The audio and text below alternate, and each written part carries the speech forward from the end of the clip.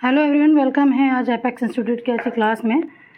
आज John Galsworthy को cover करते हैं। ठीक है, देखिए हम लोग क्या सोचते हैं एग्ज़ाम में कि जो हमने प्रकाश की बुक में पढ़ लिया या फिर और भी अदर सोर्सेज हैं उनसे ही सब कुछ आ जाता है। एक्चुअली मैं ये नहीं कह रही कि उससे पेपर नहीं आता है। जो लास्ट टाइम का टीजीटी का एग्ज़ाम का पेपर था उसके अकॉर्डिंग अगर देखा जाए तो क्वेश्चंस ऐसे बनते हैं उनमें से जो आपने बहुत ही रिलायबल बुक से पढ़ा हो, जैसे एम एच अब्राहम से पढ़ा हो आपने या फिर आपने डेविड डचेस की बुक से पढ़ा हो, है ना। तो सारे कंटेंट को मिक्सअप करके कुछ कंटेंट आज मैं लेकर आई हूँ, तो कंटिन्यू करते हैं। ठीक है, कुछ कॉमन इन्फॉर्मेशन है जो आप लोग जानते हैं, जैसे first of all about the birth. एक सेकेंड। सो पहले बर्थ के रिगार्डिंग देखते हैं। ठीक है, इनका बर्थ है ना, फिर डेथ, फिर पेरेंट्स, इसके बाद इनकी वाइफ यानी स्पाउस। ठीक, आई थिंक सब लोग वेल नोन होंगे इतने सारे पॉइंट्स से, फिर भी स्टार्ट करते हैं। बर्थ कब हुआ? 14 अगस्त 1867। ठीक, प्लेस कहाँ पे बर्थ हुआ था? तो इनका हुआ था किंगस्टन अपॉन थेम्स। कभी कभी क्वेश्चन आता है कि ये जो इनका बर्थ है, प्लेस है, वो किस रिवर पे बना हुआ है? तो वो थेम्स रिवर पे बना है। ठीक, ये क्वेश्चन एक बार एग्जाम में पुटअप किया जा चुका है। ठीक है, पूरा था सरे, इंग्लैंड। ठीक, इसके बाद इनकी डेथ इनकी हुई 31 जनवरी 1933। ठीक, 31 जनवरी 1933। कहाँ पर? हैम्पस्टीड में। ये क्वेश्चन कभी कभी बन जाता है कि उनकी डेथ कहाँ पर हुई? हैम्पस्टीड में। किस एज में हुई थी? एट एज 65 ईयर्स के थे तब इनकी डेथ हुई। ठीक है, और हैम्पस्टीड कहाँ पे था? लंदन। क्लियर? तो बर्थ 14 अगस्त 1867, Kingston upon Thames, England, UK. Death 31 जनवरी 1933 और at the age of 65, Hampstead, London. Parents कौन कौन थे इनके? देखो, इनको अगर बोलते हैं ना कि सिल्वर स्पून लेकर किनका बर्थ हुआ था, तो जॉन गॉल्सवर्दी।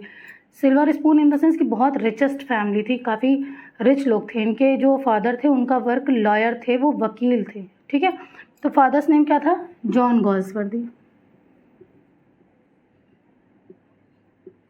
जॉन गॉल्सवर्दी ये फादर्स नेम थे। और इनकी माता जी का नाम था ब्लैंचे बेली।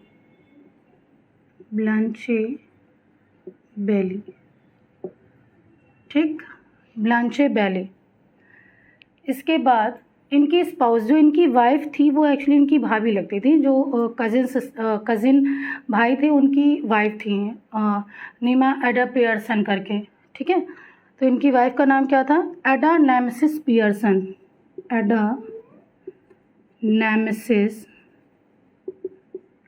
पियर्सन। इनसे इनकी मैरिज हुई 1905 में। इनके फादर की डेथ हुई 1904 में। उनकी डेथ के बाद इन्होंने अपनी वाइफ से, मतलब इनसे शादी करी। इसके पहले ये एक जगह पे, एक विलेज पे सेपरेटली सीक्रेटली रहते थे। ठीक है, उस प्लेस का नाम भी मैं मेंशन करूँगी इसमें। फिलहाल और चीज़ें देख लेते हैं। ठीक है, अब इनका ऑक्यूपेशन क्या था? सबसे पहली बात तो ये आपको पता होना चाहिए कि किस एरा से बिलोंग करते थे। तो ये 20th सेंचुरी के थे, 20th सेंचुरी। ठीक, और इन्होंने अपना करियर कैसे स्टार्ट किया? As a novelist. जबकि इनके पिताजी क्या थे? वो एक लॉयर थे। इन्होंने भी लॉ की डिग्री करी, इनको बुलाया भी गया बैरिस्टर के रूप में, बट इन्होंने ज्वाइन नहीं किया। इसकी पूरी समरी पढ़ लेते हैं पहले, ठीक है। अब देखिए इनको कुछ ऑनर्स दिए गए, जैसे 1921 में ये एक क्लब था पेन क्लब, वहाँ पे ये प्रेसिडेंट इलेक्टेड हुए। पेन क्या होता है? पोएट, एजिस्ट और नॉवेलिस्ट, ये पूरा ग्रुप होता था, वहाँ पे इनको प्रेसिडेंट बनाया गया था। 1929 में इन्हें ऑर्डर ऑफ मेरिट की डिग्री भी दी, उपाधि दी गई थी, ठीक। इसके बाद 1932 ये इस ईयर में इन्हें नोबेल प्राइज़ मिला था। किस वर्क के लिए? फॉरसाइट सागा के लिए। फॉरसाइट सागा इनका बहुत ही प्रचलित नॉवेल था, ठीक। तो ये चीज़ें हो गई। इसके बाद अब इनके ऑनर्स को नोट करते हैं। देखिए एक्चुअली मुझे अपने नोट्स से देखकर लिखवाना पड़ रहा है, बिकॉज़ मैंने बहुत सी चीज़ों से कलेक्ट करके इंफॉर्मेशन कलेक्ट करी है, इसलिए ऐसा हो रहा है। क्योंकि रटी तो मुझे भी नहीं है भाई, मैं ऐसे नहीं बोल सकती मुझे एकदम टिप्स पे याद है, क्योंकि मैं भी टीजीटी का एग्ज़ाम की प्रिपरेशन कर रही हूँ, तो मुझे लगा साथ के साथ सबकी प्रिपरेशन हो जाएगी, ठीक है। सो ऑनर्स पहले 1921 में ये क्या हुए? Elected president of PEN club, ठीक। 1929 इन्हें क्या मिला? ऑर्डर ऑफ मेरिट, ठीक है। इसके बाद 1932 इन्हें नोबेल प्राइज़ मिला, किस वर्क के लिए? फॉरसाइट सागा, ठीक। एक चीज़ याद रखिए, नोबेल प्राइज़ रिसीव करते वक्त बहुत ज़्यादा बीमार हो गए थे, तो ये डायरेक्टली रिसीव नहीं कर पाए थे, और इन्होंने इसकी जितनी भी मनी थी वो पूरी इन्होंने पेन क्लब को डिनोट कर दी थी, पूरी दान में दे दी थी, ठीक है। अब देखिए कुछ यूनिवर्सिटीज़ से इन्हें कुछ डिग्रीज़ कन्फर्ड की गई थी। कौन कौन सी थी, किस किस ईयर में मिली? पहले देख लेते हैं कौन क्या क्या मिला इनको। यूनिवर्सिटीज़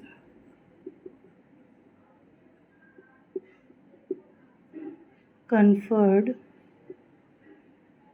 डिग्रीज़, ये एग्ज़ाम में आती है, बहुत ज़्यादा पूछी जाती हैं, इनको आप एकदम रट लीजिए, ठीक है। तो पहले स्टार्ट करते हैं। सबसे पहले इनको मिली 1922 में एक डिग्री, ठीक। पहले ईयर लिख लेते हैं। फिर 1927 में मिली, इसके बाद 1929 में मिली, फिर 1930 में मिली, इसके बाद 1930 में एक और मिली, फिर 1931 में मिली। 1931 में 2 जगह से रिसीव की इन्होंने, यानी कहाँ पे? 1922, 1927, 1929, 1930 में 2 मिली, और 1931 में भी 2 मिली। कौन कौन सी मिली? यहाँ से सेंट एंड्रयूज़ की मिली, ठीक। सेंट एंड्रयूज़ याद रखिए। 1922 में किस यूनिवर्सिटी ने डिग्री दी थी ऑनर की? सेंट एंड्रयूज़ ने, ठीक। उसके बाद 1927 में मैनचेस्टर में। 1929 डबलिन, ये एक बार एग्ज़ाम में आ चुकी है, ठीक। 1930 में कैम्ब्रिज से भी मिली इनको, एक कैम्ब्रिज से मिली और एक इनको शेफील्ड से मिली, ठीक। 1931 में ऑक्सफोर्ड ने दिया और एक प्रिंसटन ने दिया, क्लियर। ये डिग्रीज़ हैं, ये बहुत इंपॉर्टेंट है। 1922 Saint Andrews, 1927 Manchester, 1929 Dublin, 1930 Cambridge और 1930 शेफील्ड, 1931 ऑक्सफोर्ड, 1931 प्रिंसटन, ठीक। ये सारी इनकी डिग्रीज़ हो गई। इसके बाद चलिए बाकी इनका जो भी वर्क था उससे रिलेटेड वीडियोस मैं कल अपलोड करूँगी। फ़िलहाल आज मैं इनके वर्क की पूरी शीट आपको देती हूँ। ये इनका वर्क बहुत आता है कि किस ईयर में इन्होंने क्या, क्योंकि इनका जो ईयर था वो ऑथेंटिक था। जैसे शेक्सपियर के ईयर्स पता नहीं होते तो बहुत रेयर होता है कि उनके वर्क का ईयर पूछा जाए, बट गाल्सवर्दी के वर्क का ईयर पूछते हैं, उसका जॉनरे पूछते हैं। जॉनरे पता है क्या, कि क्या नॉवेल है, क्या प्ले है, क्या शॉर्ट स्टोरी है, कितनी पोएम्स इन्होंने लिखी, अ बिट ऑफ लव क्या है, ये सब चीज़ें। ठीक, सो स्टार्ट करते हैं इनके वर्क को।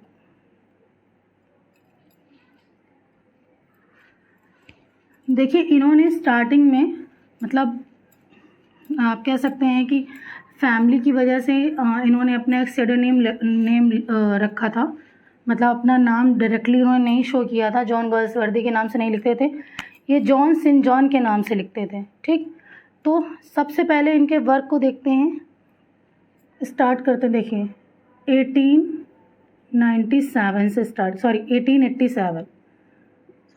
1887 है ना। अब 1887 में इन्होंने क्या लिखा था, फ्रॉम द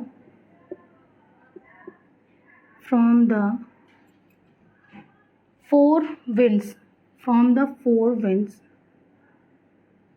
एक्चुअली इस वर्क को इन्होंने खुद भी बहुत क्रिटिसाइज़ किया, ये वर्क उनको पसंद नहीं था। ये क्या था, ये था कलेक्शन ऑफ शॉर्ट स्टोरीज। ये वर्क इनका जॉन सेंट जॉन के नाम से ही पब्लिश हुआ था। ठीक, फिर 1901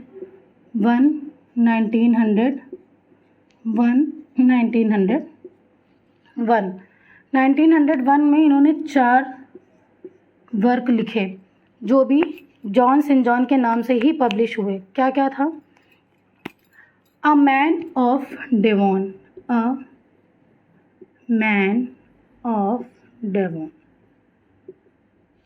फिर 1901 में ही इन्होंने अ नाइट लिखा।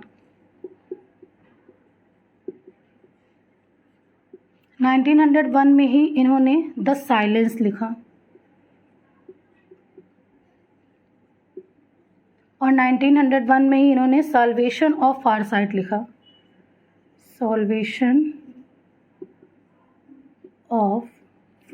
लिखा। अब इनका जॉनरे समझ लीजिए, नाइट क्या है, ये एक नॉवेल थी। द साइलेंस क्या था, ये एक फिक्शन था। ठीक, सॉल्वेशन ऑफ फॉरसाइट ये भी एक नॉवेल था।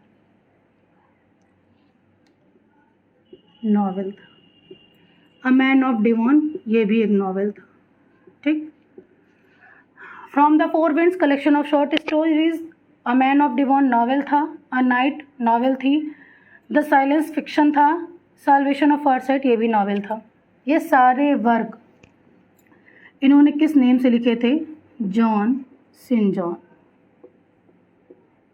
मतलब जॉन का पुत्र जॉन।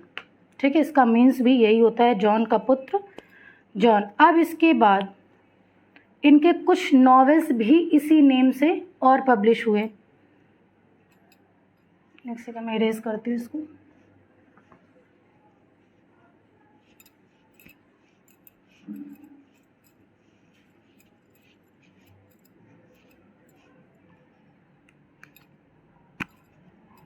अब कुछ नॉवेल देख लो। 1898 में क्या आया इनका, 1898 में आया जॉसलिन, 1898 में आया जॉसलिन, 1900 में आया विला रूबिने,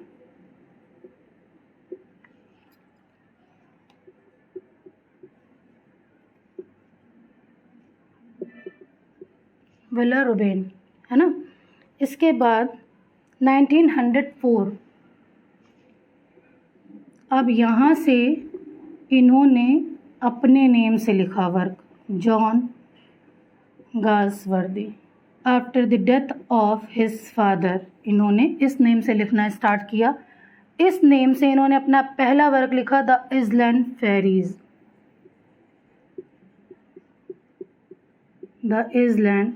फेरीज, क्लियर। ये यहाँ से इन्होंने सब कुछ अपने नेम से लिखना स्टार्ट किया। 1906 यहाँ पे इन्होंने लिखा द मैन ऑफ प्रॉपर्टी। ये फॉरसाइट सागा का पहला नॉवेल था, द मैन ऑफ प्रॉपर्टी। इस वर्क ने भी इन्हें बहुत फेमस कर दिया। एक्चुअली मैनचेस्टर वर्क है इनका, ठीक है। 1906 के बाद अब आइए 1907। देखो ये जो वर्क है द कंट्री हाउस, इसमें थोड़ा सा एक्सेप्शन है, इसको बहुत लोग नॉवेल कंसीडर करते हैं और बहुत लोग प्ले भी, है ना। तो थोड़ा सा इसमें मतलब कंफ्यूज़न है इसमें, ठीक है। The country house. फिर 1909 इसमें इन्होंने लिखा फ्रेटर्निटी। फ्रेटर्निटी,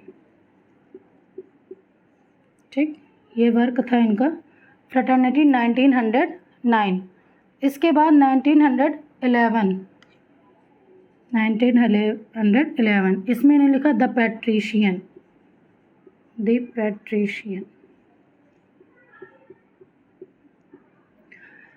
1898 जॉसलिन, 1900 में लिखा विला रूबिन, 1904 में the island Pharisees, 1906 the man of property जो फॉरसाइट सागा का पहला प्ले है ना। इसके बाद इन्होंने लिखा 1907 में द कंट्री हाउस, 1909 में फ्रेटर्निटी, 1911 में द पैट्रिशियन।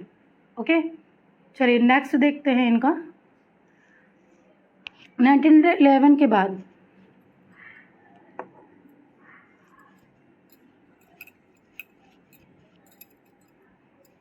1911 के बाद आइए 1913 में इन्होंने एक नॉवेल लिखी the dark flower. The dark flower, ये कैसा नॉवेल था? ये एक लव नॉवेल था, ये याद रखिएगा इनका, ये लव नॉवेल था। क्वेश्चन आता है कि द डार्क फ्लावर कैसा नॉवेल था? अ लव नॉवेल, ठीक है। फिर 1915 है। 1917 में क्या लिखा इन्होंने? 1915 में इन्होंने लिखा फ्री लैंड्स। Free lands. 1917 में इन्होंने लिखा बियॉन्ड, ठीक, बियॉन्ड। 1919 इसमें लिखा इन्होंने the saints progress. The saints progress, ठीक। 1919 के बाद 1920 में इन्होंने लिखा 1920 में इन्होंने लिखा इन चैंसरी, ठीक है। ये भी द फॉरसाइट सागा का दूसरा नॉवेल था। 1921 में इन्होंने लिखा टू लेट। टू लेट भी फॉरसाइट सागा का लास्ट, मतलब फॉरसाइट सागा की जो फर्स्ट सीरीज़ थी उसका ट्रायलॉजी था, इन्होंने लास्ट नॉवेल ये था। 1922 में finally the Forsyte saga publish हुई। 24 में आई द वाइट मंकी, ठीक। बात समझ लीजिए, जो फॉरसाइट सागा थी वो ट्रायलॉजी वर्क था, मतलब कि 3 नॉवेल और 2 इंटरल्यूड्स थे। इंटरल्यूड क्या होता है कि 2 नॉवेल्स को, 2 वर्क को कनेक्ट करने वाला जो बीच में कनेक्टर होता है वो इंटरल्यूड कहलाता है, ठीक। अ मैन ऑफ प्रॉपर्टी उनका नॉवेल था। उसके बाद दूसरा नॉवेल आया इन चैंसरी। इन दोनों को इंटरल्यूड ने कनेक्ट किया किसने? इंडियन समर ऑफ अ फारसाइट, ये इंटरल्यूड था, ठीक, जो 1918 में लिखा। इसके बाद इन चैंसरी के बाद इन्होंने लिखा लास्ट नॉवेल टू लेट और इन चैंसरी के बीच में जो ट्रायलॉजी थी उसका नाम था अवेकनिंग। क्लियर? ये भी फॉरसाइट सागा समझाऊंगी तो उसमें इस चीज़ को क्लियर कर देंगे। 24 के बाद चलिए करते हैं इसको।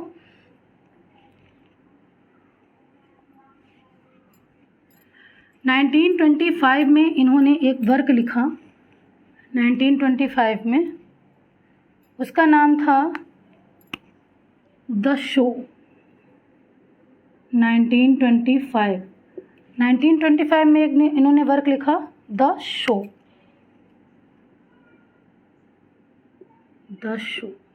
1925 के बाद इन्होंने 1927 में लिखा silent wooing. The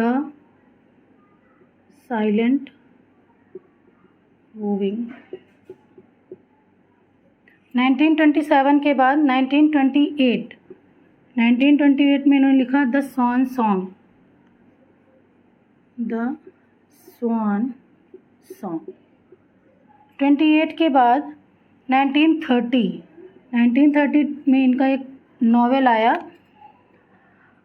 on Forsyte change, on Forsyte change, ठीक है। 1930 में ये वर्क आया इनका ऑन फॉरसाइट चेंज। इसके बाद 1931 में एक नॉवेल आई इनका made in waiting, made in waiting, clear. 1931। इसके बाद 1932 में इनका एक वर्क आया 1932 में इनका एक नॉवेल और आया फ्लोरिंग विल्डरनेस, ठीक है, फ्लोरिंग विल्डरनेस। इसके बाद 1932 के बाद 1933 ये इनका पोस्थ्यूमस वर्क पब्लिश हुआ। पोस्थ्यूमस वर्क इसको बोलते हैं जो इनकी डेथ के बाद होता है ना, ओवर द रिवर,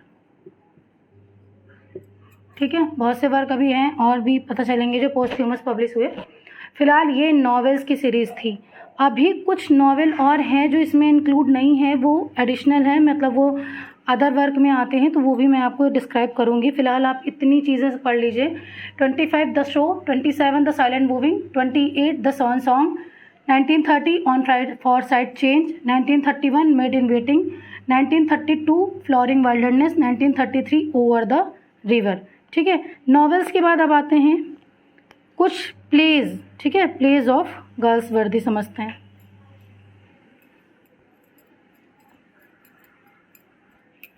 अब इनके कुछ प्लेज को समझ लेते हैं।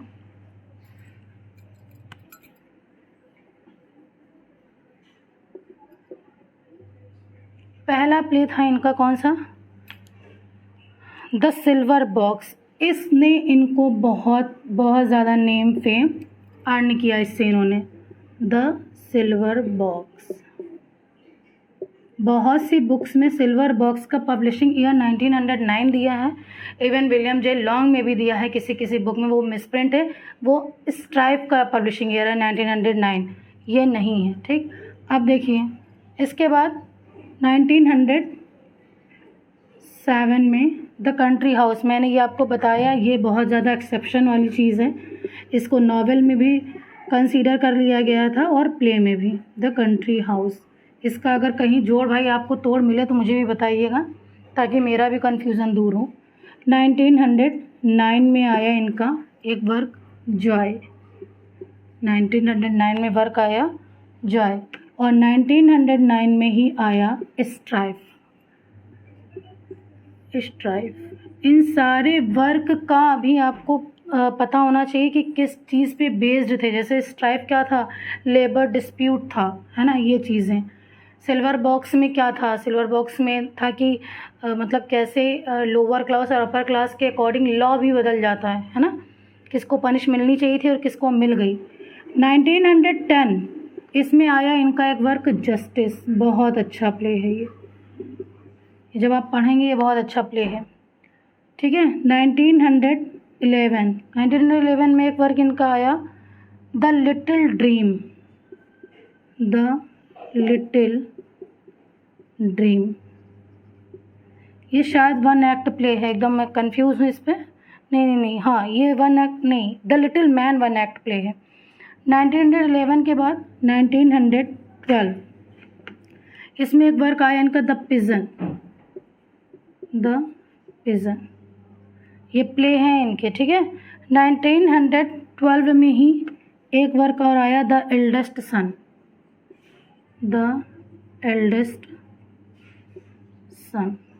ठीक।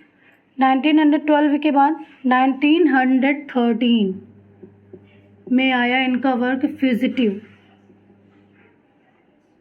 फिजिटिव। ठीक, 1913 के बाद 1914 इनमें इनका एक वर्क आया, प्ले आया, द मॉब। 1912 के बाद 1915 इसमें आया इनका एक love play, a bit of love. 1915 के बाद 1920 इसमें इनका एक वर्क आया, द फाउंडेशंस।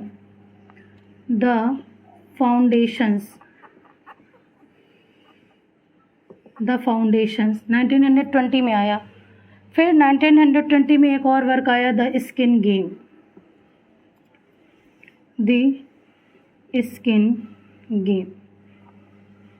ठीक, इसको हाथ के हाथ रट लो। 1906 the silver box, 1907 the country house, 1909 Joy, 1909 strife, 1910 justice, 11 में द लिटिल ड्रीम, 12 में द पिजन और 12 में ही द एल्डेस्ट सन। ठीक, 13 में फिजिटिव, 14 में द मॉब, 15 में अ बिट ऑफ लव, 1920 में द फाउंडेशंस, 1920 में ही द स्किन गेम्स। ये कुछ प्ले थे। ठीक है, अब इनके कुछ 6 शॉर्ट प्लेज हैं जिनको वन एक्ट प्ले भी कहते हैं। ये बहुत एग्जाम में आते हैं। Short plays one act plays हैं, वो 6 इन्होंने वन एक्ट प्लेज लिखे हैं। उनको पहले नोट करते हैं, इसके बाद इस प्ले की सीरीज़ को और कंटिन्यू कर लेते हैं। या तो पहले प्ले की सीरीज़ को फिनिश कर लेते हैं। कहाँ तक पहुँचे थे? 1920 तक। चलिए पहले इसी को फिनिश करते हैं, फिर आ जाते हैं 1922।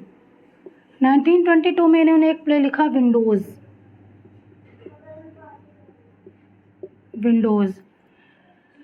1922 के बाद 1922 में ही इन्होंने एक लिखा प्ले, अ फैमिली मैन। 1922 में इनके 2 प्ले आए, विंडोज़ और एक अ फैमिली मैन। ठीक, 1922 के बाद और 1922 में ही एक और प्ले आया, लॉयल्टीज़। बहुत इम्पॉर्टेंट है, इससे क्वेश्चन बहुत बनते हैं लॉयल्टीज़ से। जब पढ़ाएंगे तो पूरा प्ले आप पढ़िएगा। लॉयल्टीज़ के बाद 1924 में आया द फॉरेस्ट। 1924 में आया द फॉरेस्ट।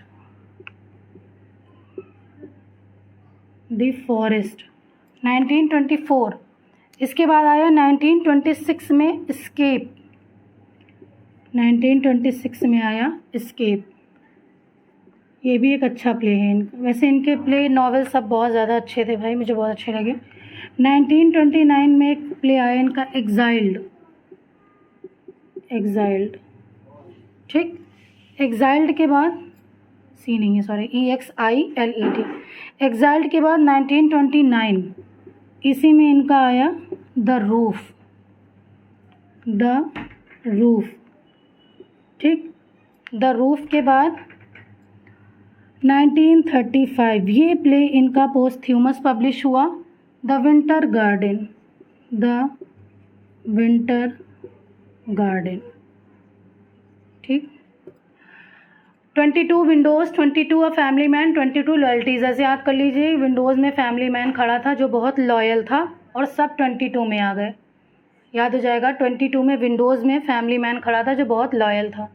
24 में वो फॉरेस्ट चला गया, 26 से फॉरेस्ट से एस्केप हो गया, भाग गया।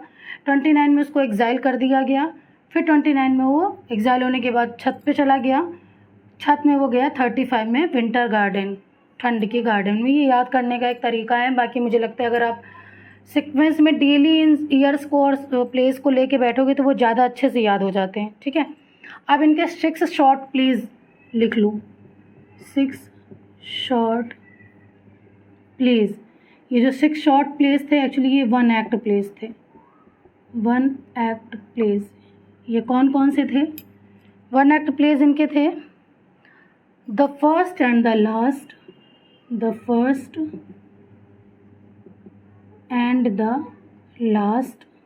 पहला प्ले। दूसरा प्ले था द लिटिल मैन। ठीक, द लिटिल मैन जो 1915 में लिखा इन्होंने। ठीक, इसके बाद तीसरा इनका शॉर्ट प्ले था हॉल मार्केट,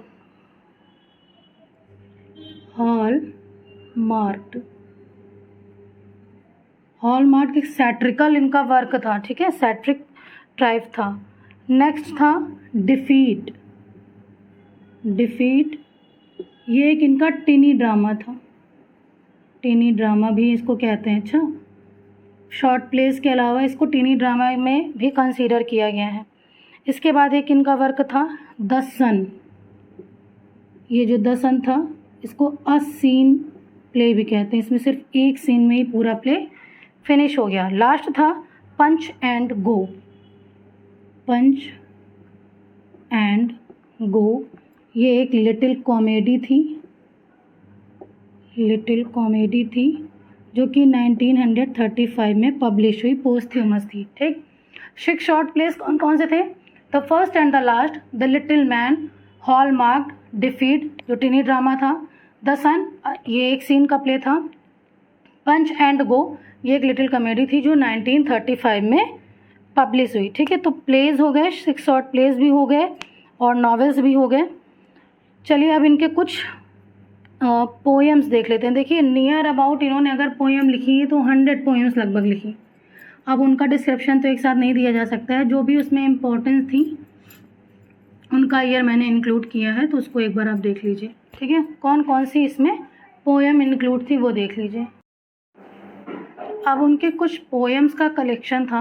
1912 में आई मूड्स, सॉन्ग्स एंड डॉगरल्स, 1921 में I the bells of peace, 26 में आई वर्सेस ओल्ड एंड न्यू, 32 में आई 40 पोएम्स, 34 में आई कलेक्टेड पोएम्स। और इनके कुछ पोएम्स के नेम और गिवन हैं जो आप देख लीजिए। जैसे एक आया था पास्ट, एरेंट्री, Russia, a dream, Devon to me, England to free man, an angry young husband called wicket, ठीक है। ये कुछ पोएम्स नेम हैं, इनके ईयर्स नहीं मेंशन किए मैंने क्योंकि मुझे नहीं लगा कि बहुत इंपॉर्टेंट है। अब कल का जो वीडियो होगा वो सारे ट्रायोलॉजी से रिलेटेड होगा और कुछ कलेक्शंस हैं, कुछ अदर इम्पॉर्टेंट वर्क्स हैं, सारा कुछ, यानी कल और परसों 2 दिन में गर्ल्स वर्दी को हम कवर कर लेंगे, ठीक है। If you like this video, do like, subscribe and share. Thank you for watching this video. Have a nice day.